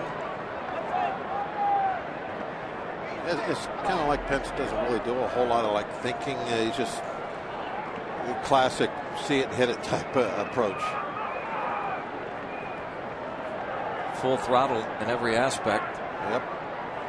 Holds nothing back offensively, defensively.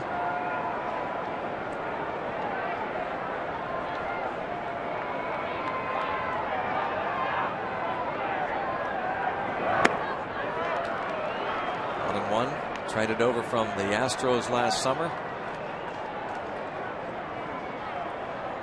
Ty Wigginton on deck. He got the rally started last inning and scored the first run of this game. We're now on the 8th.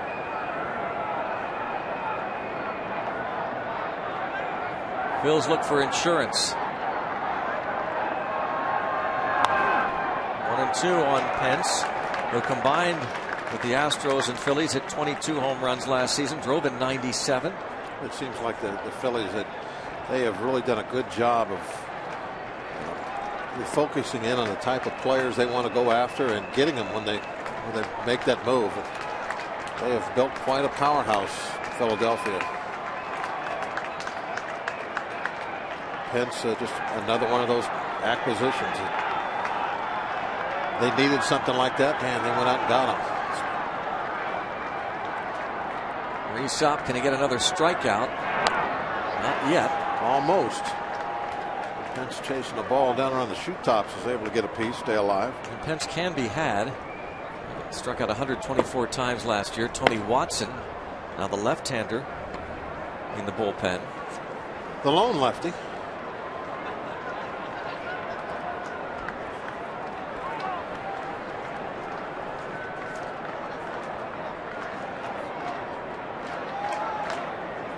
You know, we spent so much time in the spring training talking about opening day roster, who's going to make the team.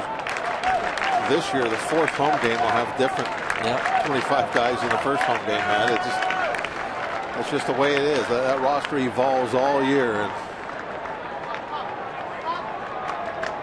it just, who's going to be on it at any given time, you just never know.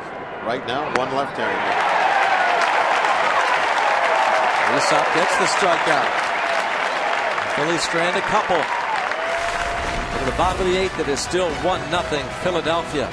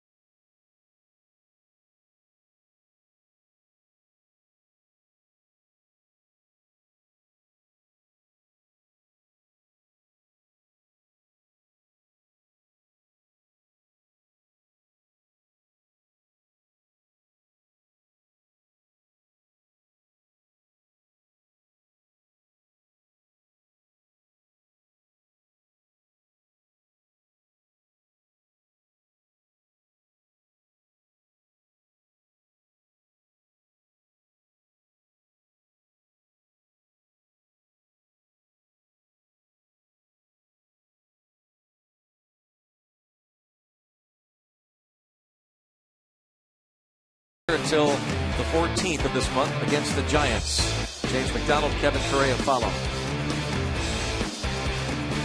McDonald will start Sunday, and then Correa, first game of the road trip against the Dodgers in Los Angeles. And it almost seems odd talking about the fifth starter because you know that Burnett's coming soon. Yep. So that'll change. Yeah, it always works out though, doesn't it? Saw a shot of Cliff Lee. He'll be opposing Karstens on Saturday night. Barajas at the plate. 0 for 2. Going to make it 0 for 3 with this pop-up on the infield. That's 12 straight retired by Roy Halladay and 21 of the last 22 batters. They hit McCutchen reveal. On the baseman, right? That doesn't hit. Yep, with 1 out of the 4th. Talk about finish. Still just a 1-run ball game, even though we haven't done anything with the bats since the first inning. Alvarez flied to center his first time up, struck out his last time. Just take one swing to tie this up. Lefty righty combination in the Phillies bullpen. So last year Jones hit 2 home runs opening day. So 2 years ago. That was 2 years ago against the Dodgers. Nate McLeod getting ready to bat. Pitcher's spot in the hole. Barmes on deck. 1-1. During the introductions, Nate got one of the biggest rounds of applause of anybody. Fly ball to center. 2 outs. Like Victorino wasn't quite sure there for a moment. And a late start coming in on that one. He's thrown 84 pitches, Roy Halladay. He has led his league in complete games 5 straight years. Has led or tied his league in complete games 7 of the last 9 years. He has 66 career complete games. Not that we're expecting him to go the distance today, but he does love to finish what he starts. 1-0 on Barmes, who had a ball to the wall and left his last time. Halladay gave up only 10 home runs all last season. One of them to Neil Walker here at PNC Park.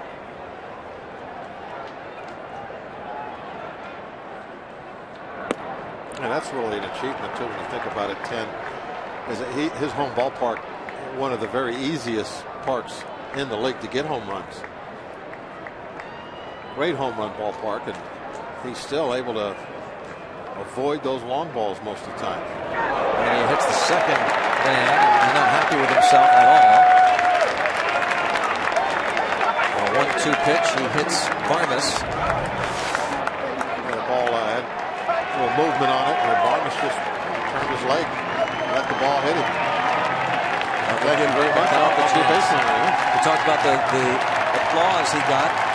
Pirate fans loved hearing, seeing what McLeod has been saying since he signed, that he could not be happier. Absolutely feels like he's back home, and nobody appreciates that more than Pittsburghers. Get a guy who wants to be back here. That's why they react this way. For the Pirates, number 2, Nate McLeod will bat for re-sign. Nate McLeod.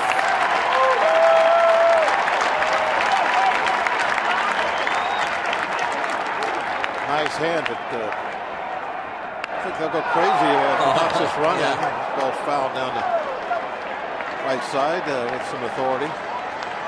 And they'll make a lot of noise. Nate McLeod, bust out season back in 2008. Gold Glover. 1 ball and 1 strike. Drafted by the Pirates out of Muskegon, Michigan.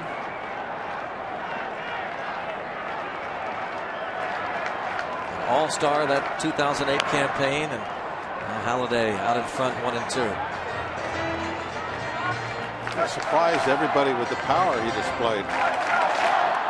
The scouting report on him coming up. Remember, Greg, not enough power to play the corner, not enough defense to play center. Well, what did he do? He won a Gold Glove as a center fielder and hit 20-some home runs.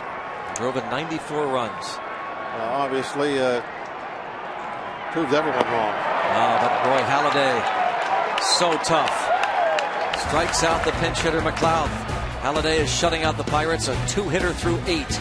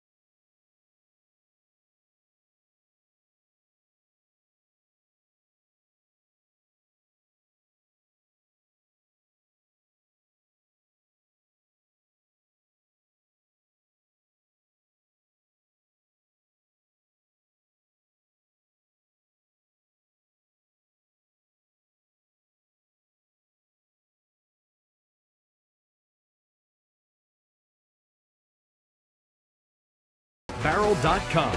Definitely worth the click. By Levin Furniture. For the best deal on Tempur-Pedic mattresses, shop Levin's.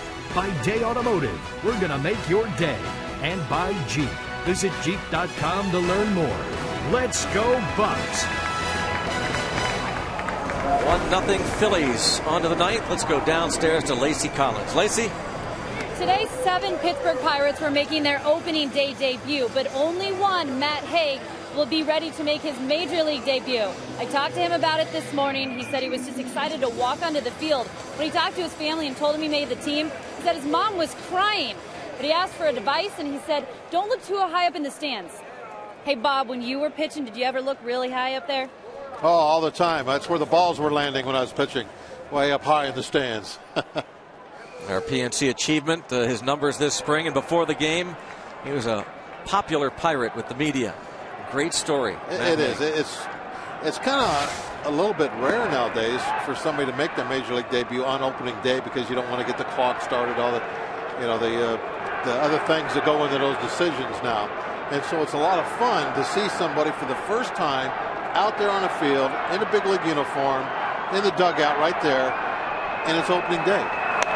He's got to be so thrilled. One of the new Pirates is Juan Cruz. He's a veteran. Retires Wigginton to start the ninth. See his numbers last season while with Tampa Bay. Former Cub. String bean right-hander Juan Cruz. Signed as a minor league free agent, a non-roster player, but signed with a good chance of joining the team on opening day.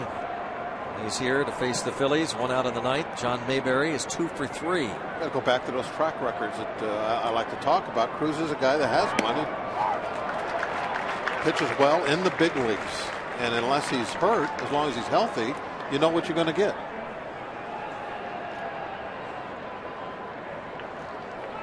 The biggest question mark for me coming down the stretch in spring training was if he made the team, they were going to have to make a roster move on a 40-man, and I was wondering what they were going to do. But LaRue went on the 60-day disabled list, and that took care of that. Wondering where he's going to get a run here in the ninth inning.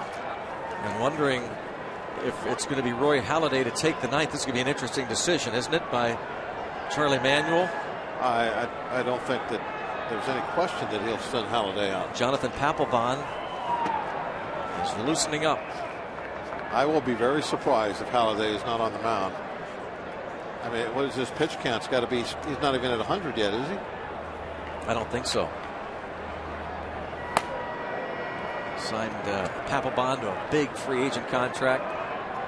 Manuel would probably have to tear that baseball away from Halladay.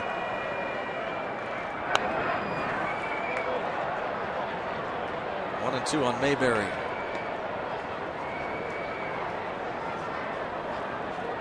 Looking to complete perhaps what he started. If we tie it up, he might pitch the 10th.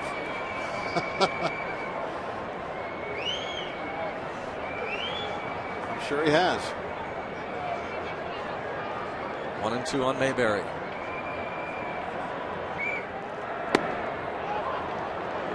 Now 2 and 2.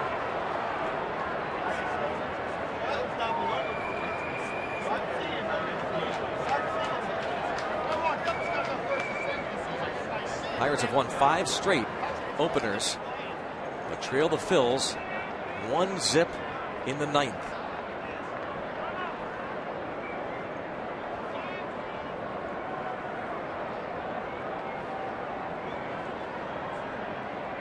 '33-year-old Juan Cruz facing John Mayberry Jr., the 28-year-old. He strikes him out.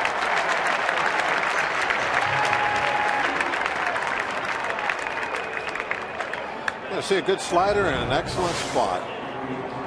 Watch this ball move down and away, and with the location just off the plate. Beautifully done.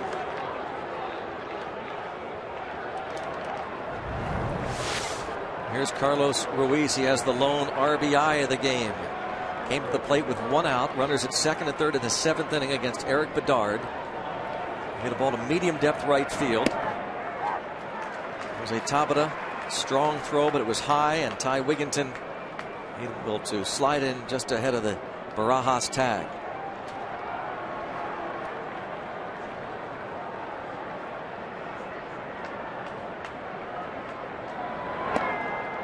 Oh, 2. The Pirates will have the top of their order due up in the bottom half of this 9th inning. Presley, Tabata, McCutchen.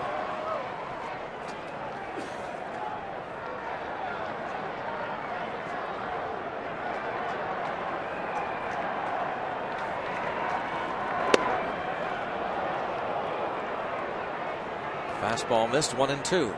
See that one, 93 miles an hour. Cruz still possesses a good lively arm.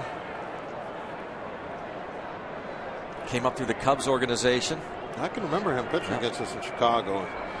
Very impressive as a rookie. And Carlos Ruiz, very productive afternoon. The catcher for the Phillies has 3 hits, 3 official trips to the plate.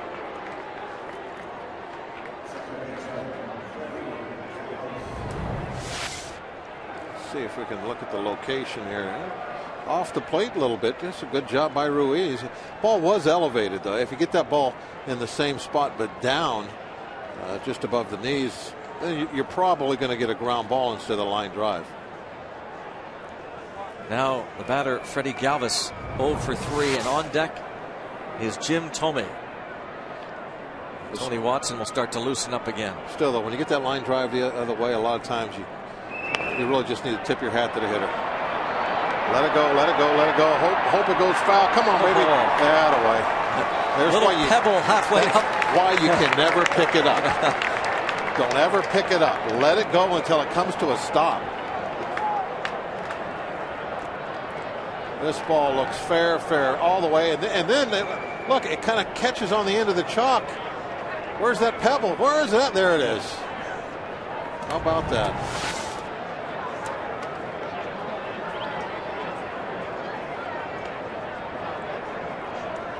Oh, 1 on Galvis.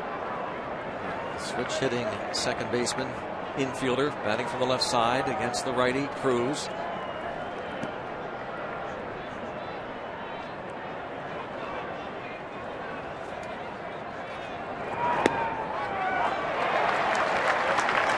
Oh, 2.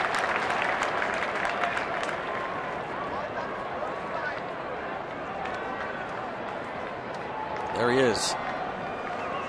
Back with the Phillies. 604 career home runs. 41-year-old Jim Thome. Cruz wanted that one. Pretty close, didn't it? Looking over the top from the center field. Oh, yeah, perfect pitch. 94 right on the corner. Excellent pitch. See why Cruz was upset. I really love the dead center field, the true center field camera. It's just right there, shows you everything. It's a nice feature we're going to have all season long here at PNC Park.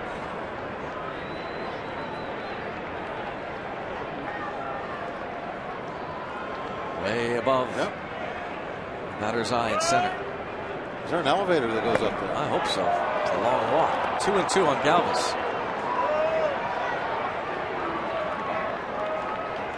I hear there's a ladder. You got to you strap that camera onto your back and just climb the ladder, and then when you get up there, then you got to set it up. It's a tough job. Yeah. Good shots today, Mags. 2-2. 2 outs. Got him. That sets the stage for a bottom of the 9th inning where 1 run can tie it. Top of the order coming up.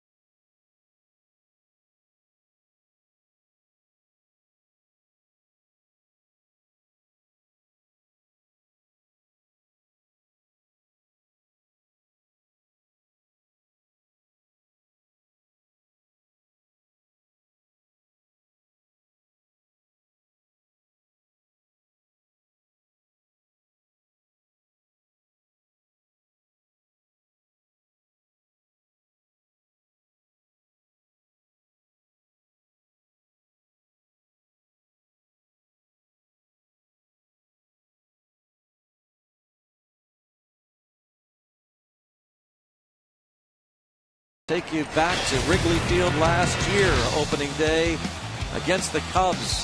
How about Neil Walker's grand slam? Great moment. Looks cold that day, doesn't it? Yeah. That warmed things up, though. That ball getting into the bleachers. Cold, hard blast brought to you by Frost Brewed Coors Light. Walker will maybe bat. Look at the mound. It is Jonathan Papelbon. I am surprised. Phillies signed the former Red Sox closer to a 4-year, $50 million contract, the richest ever for a reliever. Averaged 36 saves for Boston over the last 6 years. He was 31 out of 34 last year. Remember the one late blown save last game of the year last season against Baltimore. That wild day in baseball, the last day of the regular season. The Orioles knocked out the Red Sox. The Rays knocked out the Yankees. We'll see if the Pirates can knock out Papelbon, at least tie it up. Presley, 1 for 3. Halladay, 2 hits, 8 innings, no runs, no walks, 5 strikeouts. Both those hits coming in the first inning.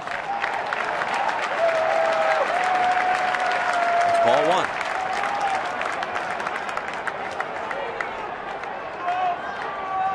What do you think Steve Blass thinks of this pitching move?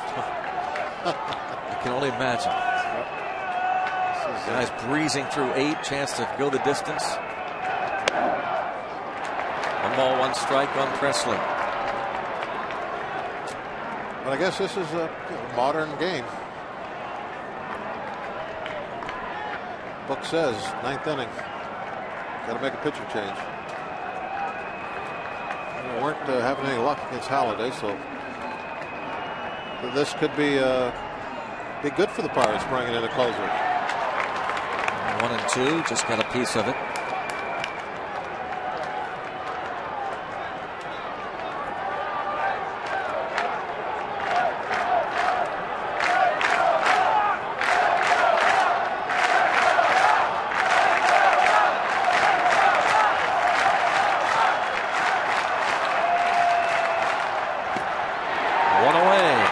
Papelbon strikes out Presley.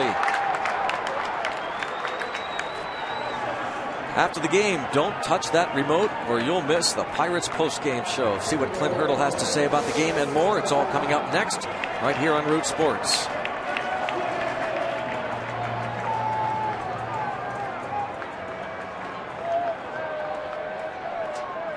Tabata, the swinging bunt single in the first. Grounded to short in the 4th inning, bounced to second in the 6th.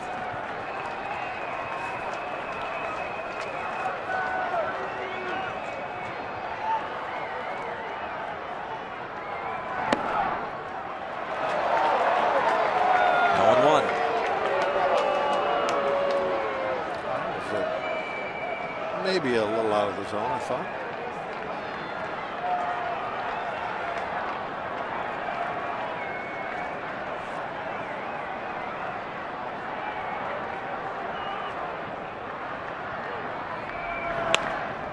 Bounce to third. Polanco.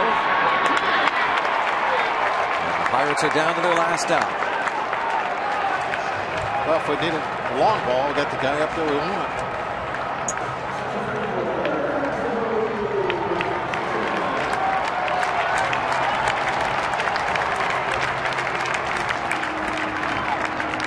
Exactly what McCutchen has to be thinking right now, Greg, is I have to get a pitch, hopefully up a little bit and elevate it. There's running out of time really to put together a bunch of hits, although you would take a single, but that's not what you want right now. He's got to be thinking at least extra bases.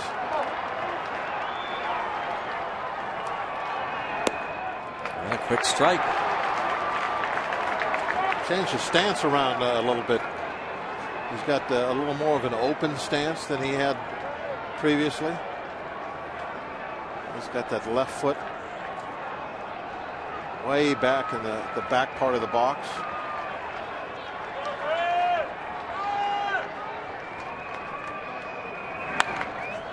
And now Papelbon out in front, 0-2.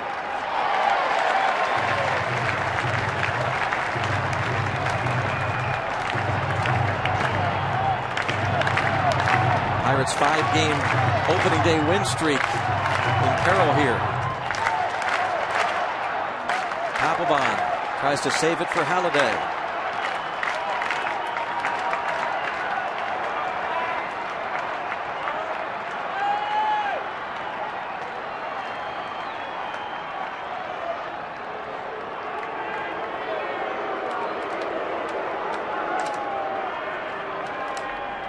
Andrew McCutchen hit by a pitch in the 4th. He grounded into a double play in the 1st, struck out in the 7th.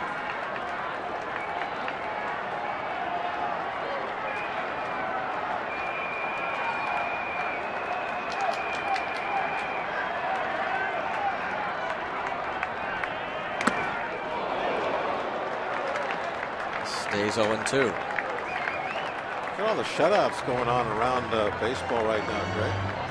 Atlanta's getting shut out. What's in the 8th in New York? Nationals are being shut out by the Cubs. The Tigers are shutting out Boston. Kind of a theme here, opening day. Cleveland shutting out Toronto. That game's just in the 3rd, though. Pirates haven't been shut out 1-0 on opening day since 1980. Pete Vukovich of the Cardinals shut out the Pirates and Bert Blyleven. Bounce to 3rd. Polanco, nice play, wide, and an out call. McCutchen thought he was safe, with a call made at 1st. And Larry Vanover and the Phillies blank the Pirates 1-0 as Roy Halladay and Jonathan Papelbon combine on the 2-hitter. That's certainly a tough day for the offense. They went against probably the league's best and came up wanting this afternoon. Here you're going to see again. Did he keep his foot on the bag? Oh, that was a close one. McCutchen thought he pulled it. Vanover says no. His toe was on it. Phillies win the opener. Papelbon gets his first save. But, you know, Greg, if we pitch like this, you know, getting Bedard to see what he's capable of, you're going to win a lot of ball games with this kind of pitching that the Pirates had this afternoon. So I know it's you know, tough to not win the opener, but when you see the newcomer Eric Bedard take the field and pitch the way he did, you know, that is definitely good for things to come, because when it comes right down to it, this team is going to be as good as their starting pitching this year. Well, today they lost to a great one, Roy Halladay. Yes, they did. And fall to the Phillies 1-0. And now let's send it to section 103 at the desk. Robin Teak. Greg and Bob, thanks very much. And Teak, this was a great pitcher's duel. A lot of pitcher's duels going on. I think maybe something has to do with the cool air. Something has to do with the fact that the best pitchers usually start on opening day. Very encouraging outing from Eric Bedard and Roy Halladay. Just masterful. That's why he's the best in the business. Yeah, you know, you're talking about us having a very low-scoring game early on. There was 1 point in the 5th inning of our ball game today. 7 other games in Major League Baseball were in progress at that time. All of them, the score was 0-0. So it wasn't just here runs were hard to find. It's been all around Major League Baseball day. And as you said, you expect that. The best pitchers pitch on opening day. So you should get those kind of performances. I think, you know, Eric Bedard, obviously, you couldn't ask for any more than that from this guy. You know, you brought him in. He's competitive. He's been competitive in the past. The only question was health. He pitched exceptionally well. Of course, Roy Halladay, he runs up against him. He gives up 2 base hits to the first 2 hitters of the game. Presley, his line drive center to single, top of it with the swinging bunt. After that, other than the 2 hit batters, not a Pirate reached base. So, you know, you got to tip your credit to him. You always talk about, you know, if you don't get the good ones early, you're not going to get them. Well, Halladay was very much on that case today. And, of course, the Pirates will get another chance at the Phillies pitching staff on Saturday, but we still have our first post-game of the show coming up. We're going to have post-game reaction. We will have extended highlights. Of course, we'll figure quite a bit of Bedard and Halladay. Very encouraging stuff by Eric Bedard. All that and much more to come when we begin with our first Pirates post-game presented by AGH Sports Medicine. It's coming up next following the Pirates' 1-0 loss to the Phillies.